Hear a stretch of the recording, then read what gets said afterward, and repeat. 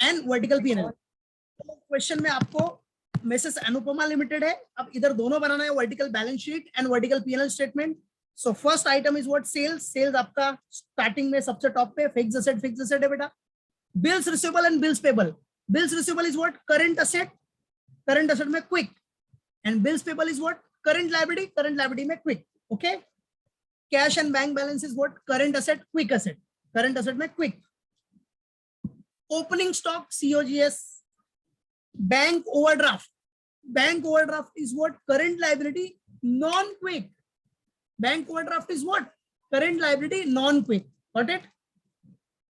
Purchase COGS, admin expense, office and admin expense, right? Yes. Then legal expense is what? Legal expense is what? Office and admin. बराबर है? अभी आपका जो भी legal expenses है directly दिया legal expense. So legal expense is what? कुछ नहीं बोला है तो admin expense, office and administration expense. Then salary आपका same, office and administration expense. Advertisement, अभी बेटा एडवर्टीजमेंट है, advertisement is what? Selling and distribution, selling and distribution, बराबर है? सेलिंग एक्सपेंस हो जाएगा बेटा ये। Warehouse rent, warehouse rent किसके लिए देते हैं बेटा हम लोग? सेलिंग एंड डिस्ट्रीब्यूशन के लिए, है कि नहीं? सो वेयर हाउस रेंट भी आपका सेलिंग एक्सपेंस हो गया, as for selling expense. Depreciation on machinery, बेटा मशीनरी का डेप्रिसिएशन किधर आएगा? Cost of goods sold, COGS में आ जाएगा, ठीक है? Machinery depreciation will be shown in COGS, बराबर है? तो याद रखना ये COGS। Then what is given? Interest on bank overdraft. अब इंटरेस्ट ऑन बैंक OD है बेटा, इंटरेस्ट आ गया, इंटरेस्ट। और आपको पता है बेटा इंटरेस्ट का क्या फंडा है? अब हम लोग क्या करते हैं, इंटरेस्ट को अलग से ही दिखाते हैं ना, सेपरेटली शो करते हैं, ठीक है? ऑपरेटिंग प्रॉफिट बिफोर इंटरेस्ट के बाद इंटरेस्ट माइनस करते हैं, यस और नो?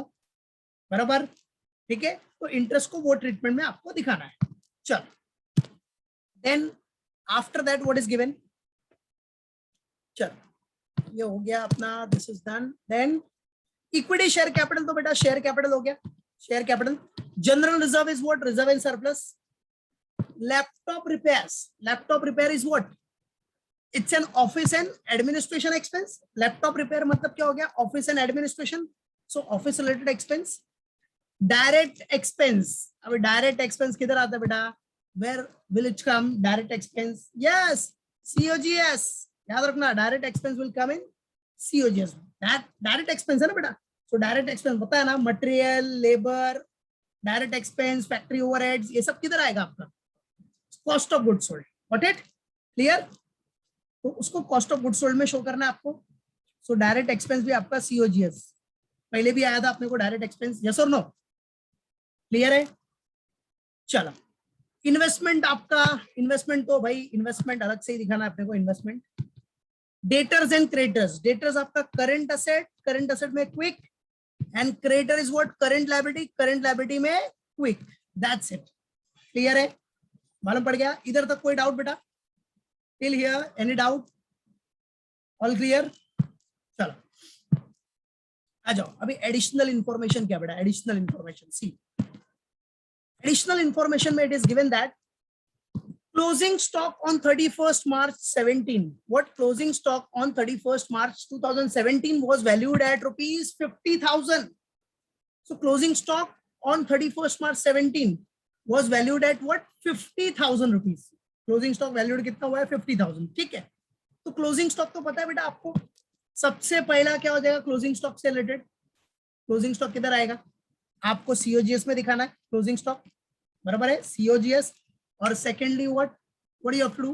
पहला तो COGS में दिखाओगे, और दूसरा बैलेंस शीट, बैलेंस शीट में करंट असेट, करंट असेट में नॉन क्विक, क्योंकि स्टॉक, स्टॉक क्या है? इन्वेंट्री, और इन्वेंट्री करंट असेट है, पर करंट असेट में कौन सा असेट है? नॉन क्विक, यस और नो? क्लियर है? और क्लोजिंग स्टॉक आपका कॉस्ट ऑफ गुड्स सोल्ड में माइनस हो जाता है, क्लोजिंग स्टॉक है तो माइनस। क्लियर है? ओके चलो, सो सब कर ही चुके हो, बस खाली कंबाइंड है, P&L और बैलेंस शीट दोनों बनाना है, बस और कुछ नहीं। हाँ, अभी cash sales were 1/3 of credit sales. अभी क्या बोल रहा है बेटा? आपका जो कैश सेल्स है, कैश सेल्स वो कितना होगा? 1/3 ऑफ क्रेडिट सेल्स। तो जितना देखो 1/3 of credit sales, credit sales का 1/3 आपका कैश सेल्स रहेगा, ठीक है, नो प्रॉब्लम। देखते हैं, अब आपको पता है टोटल सेल्स मतलब क्या होता है, total sales, total sales is equal to what, cash plus credit, means cash sales plus credit sales, बराबर है। और आपको सेल्स दिया है क्वेश्चन में, ये देखो, it is given in the question, that is sales आपको किधर है, सबसे टॉप पे दिया, दिख रहा है, सबसे टॉप पे सेल्स दिया आपने 20 लाख। तो सिंपल सा फंडा है, वही इक्वेशन यूज करने का आपने, वो इक्वेशन कि टोटल सेल्स अपने को दिया है कितना, 20 लाख, बराबर है, इज इक्वल टू, अब क्या बोल रहा है, cash sales were 1/3 of credit sales, बराबर है। तो क्रेडिट सेल्स को एज्यूम करने का कि क्रेडिट सेल्स कितना है, एक्स, फिर एक्स का 1/3, ऐसा नॉर्मल कैलकुलेशन, ठीक है, तो करेंगे हम लोग, आ जाओ, चलो। So now let's start solving this. So let's get ready अपने पास। So for solving the sum, solution Anupama limited, vertical income statement है, सेल्स में कैश सेल्स और क्रेडिट सेल्स में बाइफरकेट करना है, एडजस्टमेंट में पूरा एडजस्टमेंट भी दिया है अपने को कि cash sales were 1/3 of credit sales, तो बाइफरकेट करके दिखाने का। आपको पता है टोटल आपका 20 लाख है, टोटल आपका कितना बेटा, 20 लाख। अब इसको बाइफरकेट करना है, देखो इधर बोल रहा है ना एडजस्टमेंट में अपने को, cash sales were 1/3 of credit sales, 1/3 of credit sales. तो आ जाओ, इसके लिए वर्किंग नोट कर लिया हमने, सिंपल वर्किंग नोट। देखो क्या, cash sales were 1/3 of credit sales, तो एज्यूम क्रेडिट सेल्स को क्या एज्यूम कर लो मैथमेटिकली, एक्स, क्रेडिट सेल्स को एज्यूम कर लो एक्स। तो अगर क्रेडिट सेल्स आपका एक्स हो गया तो कैश सेल्स क्या हो जाएगा, 1/3 ऑफ क्रेडिट सेल्स है, तो एक्स का 1/3, एक्स इंटू 1/3, मतलब क्या हो गया, x/3, दैट्स इट। फिर सेल्स का अपने को पता है सेल्स कैसे आता है, cash sales plus credit sales, sales is equal to what बेटा, cash sales plus what, credit sales. Sales आपको 20 लाख है, is equal to cash sales कितना आया, दिख रहा है ना इधर, x/3, x/3 plus credit sales को क्या एज्यूम किया आपने, x, सिंपल। तो आ जाओ, अब 20 लाख इज इक्वल टू, अब इधर तो पता है ना एलसीएम लेने के लिए, इधर कुछ नहीं होता तो डिवाइड बाय क्या एज्यूम करते हैं हम लोग, 1 एज्यूम करते हैं, ठीक है। तो एलसीएम कितना हो गया इधर, 3 का एलसीएम हो गया, बराबर है। अब ये तो सिंपल है, एक्स ही आएगा, इधर तो एक्स हो गया, प्लस अभी इधर एलसीएम 3 करने के लिए, क्योंकि इधर कॉमन 3 लिया है ना, तो 3 करने के लिए मल्टीप्लाइड बाय 3 करोगे तो हो जाएगा ना कॉमन, 3 1 जा 3, 3 हो गया, ये भी 3, ये भी 3, बराबर। अब इधर मल्टीप्लाइड बाय 3 किया तो ऊपर भी तो मल्टीप्लाइड बाय 3 करना पड़ेगा, दैट्स इट। सो 3x, तो इधर हो गया 3x, डिवाइड बाय एलसीएम था 3, या फिर इतना नहीं भी किया तो फिर भी 3 इंटू एक्स, 3x, और ये x, that's it, x plus 3x, ठीक है। सिंपल सा फंडा है एलसीएम लेने का, बराबर है, एलसीएम लेके अपना दिखा देना है। एलसीएम क्या बनेगा इधर, अगर इधर कुछ नहीं था, अगर 3 अभी देखो इधर भी आपको सिर्फ x था, और आपने मैथ्स में पढ़ा है इधर कुछ नहीं है तो डिवाइड बाय क्या एज्यूम करते हैं, 1 ही एज्यूम करते हैं ना बेटा। तो एलसीएम लिया 3, ठीक है, तो 3 लेने के लिए इधर मल्टीप्लाई बाय 3 करोगे, ऊपर भी multiply by 3, that's it. So हो गया common 3, x plus 3x, that's it. फिर 20 lakh is equal to x plus 3x, ये x मतलब क्या हो गया, 1x है, कॉमन सी बात है, कुछ नहीं तो 1x। So x plus 3x 4x divide by 3। फिर अभी 3 को इधर ले लो, तो इधर डिवाइड है तो ये साइड जाएगा तो मल्टीप्लाई, कॉमन, तो मल्टीप्लाई कर लिया, देखो 20 lakh into 3 is equal to 4x, ठीक है, बचा क्या 4x। अब 20 lakh into 3 that is 60 lakh is equal to 4x। फिर 60 लाख, अब ये 4 कोड जो नंबर्स है उसको एक साइड में ले लो, इधर क्या इधर मल्टीप्लाई है, ये साइड में जाएगा इक्वल टू के अपोजिट साइड में जाएगा तो डिवाइड हो जाएगा, बराबर है, बेटा लेफ्ट हैंड साइड में गया तो डिवाइड हो गया, इज इक्वल टू एक्स का वैल्यू, तो एक्स का वैल्यू मिल गया। और एक्स क्या एज्यूम किया था आपने, एक्स आपका था क्रेडिट सेल्स, सिंपल, ओके। तो क्रेडिट सेल्स मिल गया आपने, तो आ जाओ, क्रेडिट सेल्स आपका हो गया 15 लाख, तो कैश सेल्स कितना होगा, डिफरेंस 5 लाख, तो 5 लाख प्लस 15 लाख 20 लाख हो गया, क्लियर, कोई डाउट इसमें। और इधर दिखा देने का वर्किंग नोट नंबर 1, यही मेन था, दिखाना था बस आपको, और कुछ नहीं, बाइफरकेशन प्रेजेंट करना था, दैट्स इट, ठीक है, बराबर। कोई जरूरत नहीं थी, 20 लाख तो पता ही था, लेकिन फिर भी बाइफरकेशन अगर दिया है एडजस्टमेंट में तो शो करना पड़ेगा, ठीक है।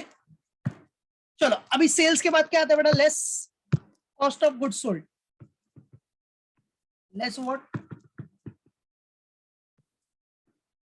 कॉस्ट ऑफ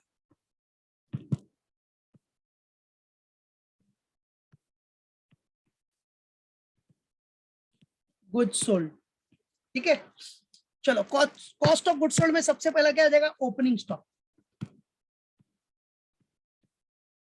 ओपनिंग स्टॉक, अभी ओपनिंग स्टॉक क्वेश्चन में कितना दिया था अपने को, 1 लाख, है कि नहीं। फिर आपका ऐड क्या करोगे इसमें, परचेजेस, परचेजेस भी आपको दिया ही है क्वेश्चन में, और क्वेश्चन में कितना दिया था परचेजेस, 12,50,000, वही था ना, देख लेते एक बार, क्रॉस चेक कर लेते, purchases, yes you can see here purchases 12,50,000 बराबर है, और ओपनिंग स्टॉक 1 लाख था। ठीक है, सो ओपनिंग स्टॉक हो गया, परचेज हो गया, और फिर क्लोजिंग स्टॉक तो आपको देख रहे हो एडजस्टमेंट में दिया ही है, तो माइनस कर दो, खत्म, opening plus purchase minus closing, finish. Opening stock था, क्लोजिंग स्टॉक एडजस्टमेंट में, तो पहले ये प्लस कर लो, कितना हो गया 13,50,000। अब माइनस क्या करना है बेटा, माइनस क्लोजिंग स्टॉक, इसका स्टॉक है, कुछ बोला नहीं है, तो नॉर्मल बराबर है, गुड्स है अपना, तो कितना है क्लोजिंग स्टॉक, 50,000। चलो, सो 13,50,000 माइनस 50 कितना हो गया, 13 लाख। चलो उसके बाद क्या होगा बेटा, आफ्टर दैट आपका कॉस्ट ऑफ गुड्स सोल्ड में डायरेक्ट एक्सपेंस आ जाएगा।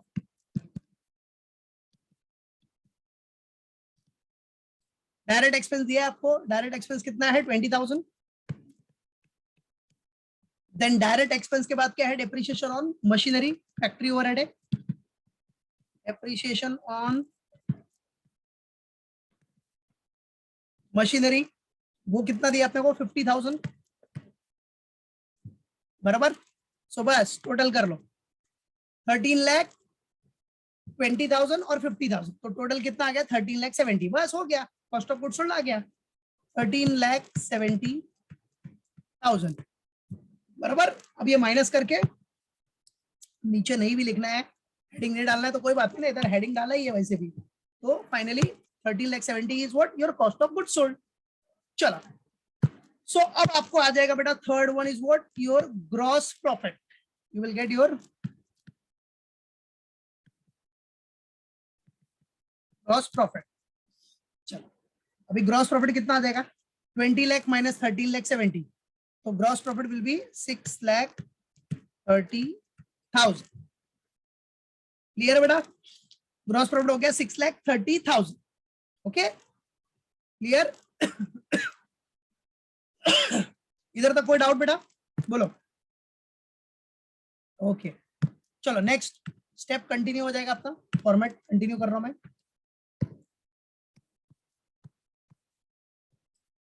सो ग्रॉस प्रॉफिट तक अपना काम हो गया बेटा, we have done till gross profit। चलो आ जाओ, अभी ग्रॉस प्रॉफिट के बाद, सी ग्रॉस प्रॉफिट तो हो गया, थर्ड वन ग्रॉस प्रॉफिट हो गया, अभी फिर नेक्स्ट फोर्थ। चलो फोर्थ में क्या आ जाएगा अपना, less operating expenses.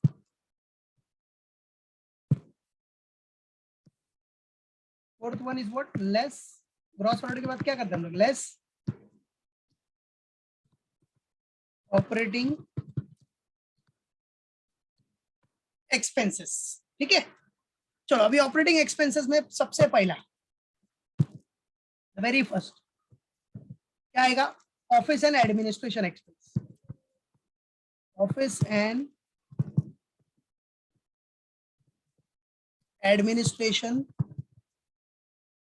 Expenses.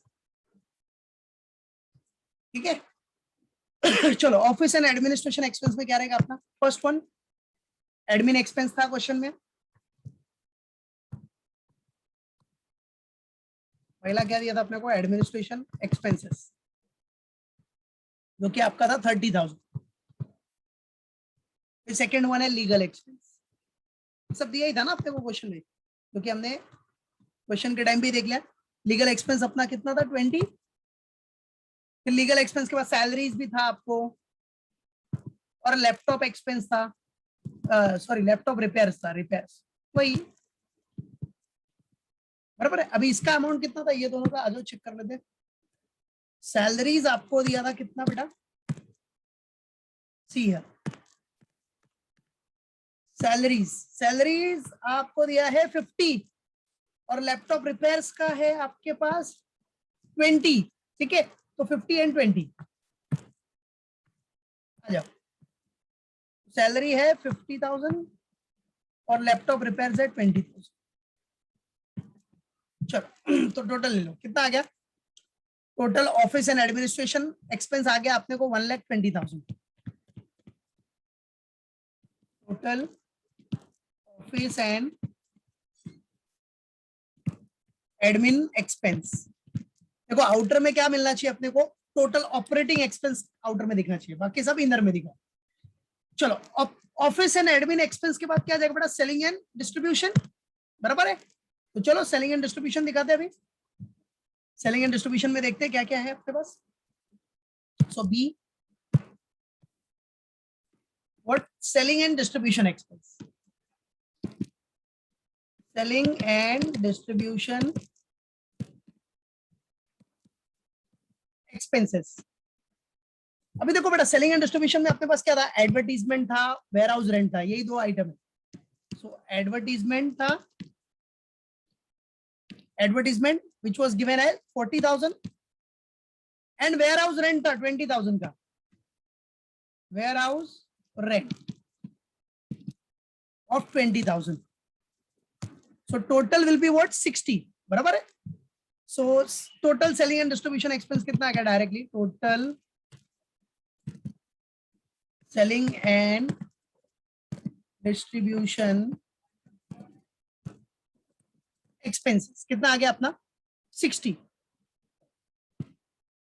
That's it, हो गया 60। चलो सो गेट द टोटल, 120 प्लस 60 कितना हो गया 1,80,000। तो जो 1,80,000 आया that is what your total operating expenses, simple. तो दिखा देते हैं हम, हेडिंग दिखाना तो हेडिंग दिखा सकते हैं हम लोग। So 120 plus 60 total operating expense आ गया, बराबर है बेटा। So this is what are total operating expenses. नहीं भी हेडिंग दिखाना तो ऐसा सामने लिख सकते हो आप, इधर कोई इशू नहीं है। टोटल ऑपरेटिंग एक्सपेंसेस, क्लियर है बेटा, प्रिया इधर तक क्लियर है, ओके चलो। सो टोटल ऑपरेटिंग एक्सपेंस हो गया। अब उसके बाद टोटल ऑपरेटिंग एक्सपेंस के बाद क्या करना है अपने को, बराबर है, ऑपरेटिंग एक्सपेंस आ गया ना, तो ऑपरेटिंग एक्सपेंस को माइनस करो ना यार, माइनस करके आप क्या निकाल लो, ऑपरेटिंग प्रॉफिट बिफोर इंटरेस्ट। उसके बाद अपना ऑपरेटिंग प्रॉफिट बिफोर इंटरेस्ट आ जाएगा।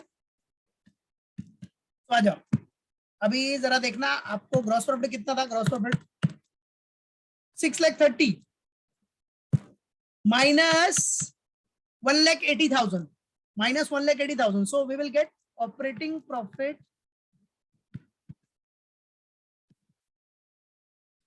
operating profit before interest। तो कितना आ जाएगा operating profit before interest, that is 4,50,000। 4,50,000 is what operating profit before interest. फिर क्या करते बेटा पता है ना, लेस इंटरेस्ट, लेस इंटरेस्ट। चलो इंटरेस्ट कितना है आपका, इंटरेस्ट वही था, इंटरेस्ट ऑन बैंक ओडी वही था ना बेटा, देखो सी इधर गया, interest on bank OD, interest on bank OD 10,000। So interest on bank overdraft, बराबर है, interest on what bank overdraft, that is कितना है बेटा अपना 10,000। दिखा दिया 10,000, माइनस कर दो अभी, ठीक है। सो 4,50,000 माइनस 10 कितना आ जाएगा, 4,40,000. So 4,40,000 will be what? Operating profit. Yes, after interest.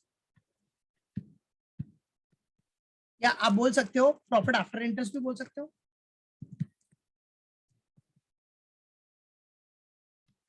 Say that profit after interest also. बराबर है. ऑपरेटिंग प्रॉफिट आफ्टर इंटरेस्ट आ गया. इधर तक हो गया. कोई डाउट बेटा? Till here is there any doubt? Till here clear है? ओके चलो. Now operating profit after interest done. Now see operating profit after interest के बाद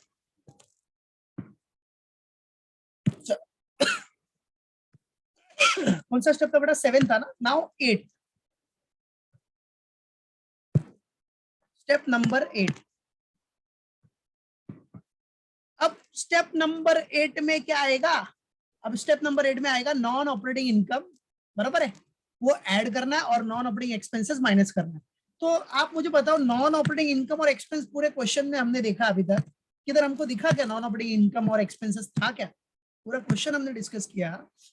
किधर दिखा आपने को नॉन ऑपरेटिंग इनकम और एक्सपेंस? कहीं भी दिखा क्या? नहीं दिखा. बराबर है कि नहीं? तो ना तो नॉन ऑपरेटिंग इनकम था ना ही नॉन ऑपरेटिंग एक्सपेंसेस था. बराबर है. क्लियर है कि नहीं? देखो पूरा क्वेश्चन हमने पूरा डिस्कस किया. किधर भी अपने को नॉन ऑपरेटिंग इनकम या एक्सपेंस दिखा? नहीं दिखा.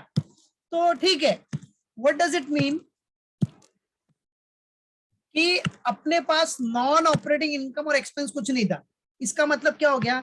ये जो ऑपरेटिंग प्रॉफिट आफ्टर इंटरेस्ट है that can be referred as what? That can also be referred as क्या? Net profit before tax. That's it. इसको हम लोग नेट प्रॉफिट बिफोर टैक्स भी बोल सकते हैं. फिर याद रखना नेट प्रॉफिट बिफोर टैक्स क्यों बोल रहे बेटा हम लोग? बिकॉज नॉन ऑपरेटिंग इनकम और नॉन ऑपरेटिंग एक्सपेंस नहीं था, इसीलिए इसको हम नेट प्रॉफिट बिफोर टैक्स भी बोल सकते हैं. समझा? This is what net profit before tax. Clear? Okay बराबर है. So operating profit after interest और it is also known as net profit before tax. Clear है बेटा? पक्का? चलो. सो ये नेट प्रॉफिट बिफोर टैक्स हो गया आपका. उसके बाद नेट प्रॉफिट बिफोर टैक्स के बाद भाई क्या माइनस करना अपने को? Less tax. चलो टैक्स माइनस करते हैं. लेस टैक्स है क्या अपने पास? लेस टैक्स देखना पड़ेगा ना. टैक्स है क्या? टैक्स भी तो मेरे ख्याल से नहीं था यार. ओहो टैक्स भी नहीं है. Tax is also not there. बराबर है. तो खत्म हो गया. टैक्स भी नहीं है अपने पास. है क्या बेटा? देखो टैक्स था ही नहीं अपने पास. चलो कोई बात नहीं. मतलब आपका काम इधर ही खत्म. चलो तो tax is also not there. तो ये तो पकड़ में ही लिख दिया. चलो चलो लिख दिया तो कोई बात नहीं. दिखाई देते हैं. चलो income income tax less income tax. तो इनकम टैक्स अपने को कुछ था ही नहीं. अभी वो कैंसिल कौन करेगा? ओवर राइटिंग करने से अच्छा दिखा देते हैं कि इनकम टैक्स नील. फिर फाइनली फाइनली जो प्रॉफिट आएगा that is what? Net profit after tax. those profit will be referred as net profit after tax. Net profit after tax अपना कितना? सेम 4,40,000. बराबर है. 4,40,000. क्लियर बेटा? राइट. अब देखो नेट प्रॉफिट आफ्टर टैक्स में क्या करते हैं हम लोग? लास्ट ईयर का बैलेंस प्लस करते हैं तो टोटल प्रॉफिट अवेलेबल आता है. Total profit available. बट वैसा कुछ दिया ही नहीं है क्वेश्चन में. लास्ट ईयर का पीएनएल का बैलेंस नहीं है, एप्रोप्रिएशन का कुछ नहीं दिया. मतलब ये आपका करंट ईयर का 4,40,000 नेट प्रॉफिट आफ्टर टैक्स है. बाकी कुछ भी बोला नहीं आगे. तो अब ये जो 4,40,000 है ना बेटा, याद रखना ये जब भी आप बैलेंस शीट बनाओगे ना, बैलेंस शीट क्या, जब भी आप बैलेंस शीट बनाओगे तो बैलेंस शीट में आपका ये किधर काम में आएगा? रिजर्व्स एंड सरप्लस में. किसमें काम आएगा बेटा? बैलेंस शीट में रिजर्व्स एंड सरप्लस में. बराबर है. तो रिजर्व एंड सरप्लस में क्या दिखाने का? बैलेंस शीट में profit and loss. Profit and loss account करके. समझा? क्या दिखाओगे आप? Profit and loss. मतलब बता देता हूं मैं, देखो एक शॉर्टकट में बता दूं. समझो आप ये बैलेंस शीट बना रहे हैं. ये आपका बैलेंस शीट है। बैलेंस शीट प्रैक्टिस में है आपको ये, बट फिर भी एक बता दे रहा हूं मैं थोड़ा सा इधर।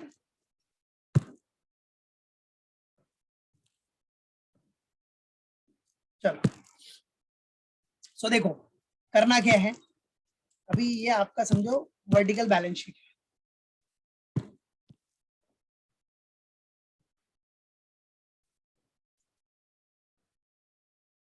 ठीक है,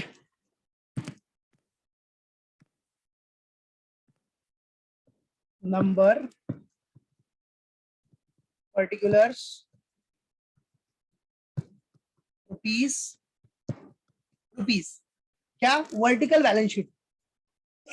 वर्टिकल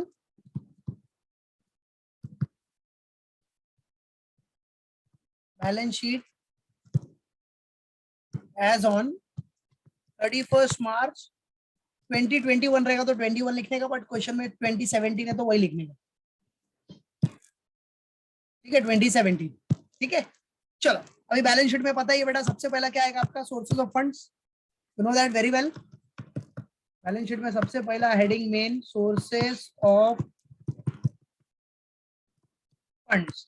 अब सोर्सेज ऑफ फंड्स के बाद उसमें पहला क्या आएगा, share holders fund, that is owner's fund. अब शेयर होल्डर फंड में पहला क्या आएगा, शेयर कैपिटल, बराबर है कि नहीं, शेयर कैपिटल। अब शेयर कैपिटल तो आपको क्वेश्चन में डायरेक्टली दिया था, देखो इधर शेयर कैपिटल डायरेक्टली दिया ना, कैपिटल करके, किधर है ये देखो, where is it, equity share capital करके दिया, देखो 6 लाख, बराबर, तो दिखा दो। शेयर कैपिटल में आपको इक्विटी शेयर कैपिटल दिया, इक्विटी शेयर कैपिटल 6 लाख, बराबर। फिर आपका शेयर होल्डर फंड में शेयर कैपिटल हो गया, सेकंड वन क्या आता है बेटा, रिजर्व एंड सरप्लस। सेकंड क्या आता है पता है ना, B reserve and surplus, format याद रखने का।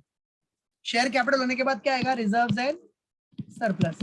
मतलब शेयर होल्डर फंड में दो है, share capital and reserve and surplus. अब रिजर्व एंड सरप्लस में क्या आइटम है आपके पास, क्वेश्चन में देख लेते पहले। पहले तो जनरल रिजर्व दिया है, पहले का बैलेंस जो भी है आपके पास, जनरल रिजर्व कितना दिया आपने को, 1 लाख। जनरल रिजर्व आपको दिया है, जनरल रिजर्व में आपने ट्रांसफर किया 1 लाख रुपीस, बराबर है, बड़ा ट्रायल बैलेंस बना के दिया है, उसमें जनरल रिजर्व में ट्रांसफर हुआ है 1 लाख, तो रिजर्व एंड सरप्लस में जनरल रिजर्व आ गया, दैट इज 1 लाख। कितना है, 1 लाख। फिर क्या करना है, अब ये जो प्रॉफिट आया ना बेटा, प्रॉफिट करेंट ईयर का प्रॉफिट, आगे तो कुछ दिया नहीं है, कितना एप्रोप्रिएशन किया, कुछ भी बोला नहीं, तो इसका मतलब ये पूरा का पूरा रिटेन अर्निंग्स हो गया, पूरा का पूरा प्रॉफिट हो गया करेंट ईयर का, तो इधर दिखा देने का प्रॉफिट एंड लॉस अकाउंट, बराबर है। अब ये नॉर्मल सी बात है, प्रॉफिट है तो क्रेडिट बैलेंस ही होगा ना बेटा, करंट ईयर का कितना, 4,40,000, 4 लाख वोट बेटा 40,000, बराबर, क्लियर है। तो देखो क्वेश्चन में सिर्फ आपको जनरल रिजर्व ट्रांसफर किया था, सिर्फ जनरल रिजर्व गिवन था बस, कि एडजस्टमेंट दिया था, एडजस्टमेंट ट्रीटमेंट करके सब एडजस्टमेंट का वैल्यूएशन करके फिर आपका जो प्रॉफिट आया, बराबर है, फाइनली जो प्रॉफिट आया 4,40,000, वो बैलेंस शीट पे तो दिखाना पड़ेगा, बाकी तो कुछ हुआ नहीं एप्रोप्रिएशन, तो वो प्रॉफिट आपका पीएनएल अकाउंट करके दिखाना पड़ेगा ना बैलेंस शीट में, रिजर्व एंड सरप्लस ही है ना, प्रॉफिट हुआ मतलब वो रिजर्व एंड सरप्लस ही है, surplus for the current year, तो ये दिखा दिया बस। फिर कितना हो गया आपका, 5,50,000, सॉरी 5,40,000, बराबर, बस। अब ये 5,40,000 हो गया, दोनों को प्लस कर लो, 6 लाख प्लस 5,40,000 कितना आ गया,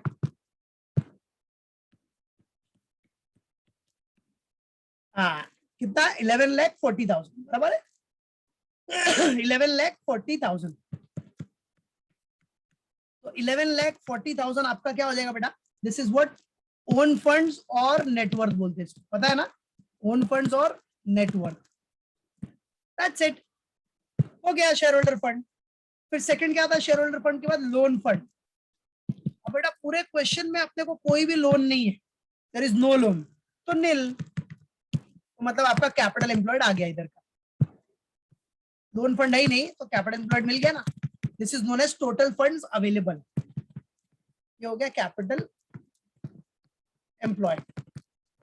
कितना हो गया 11,40,000, दैट्स इट।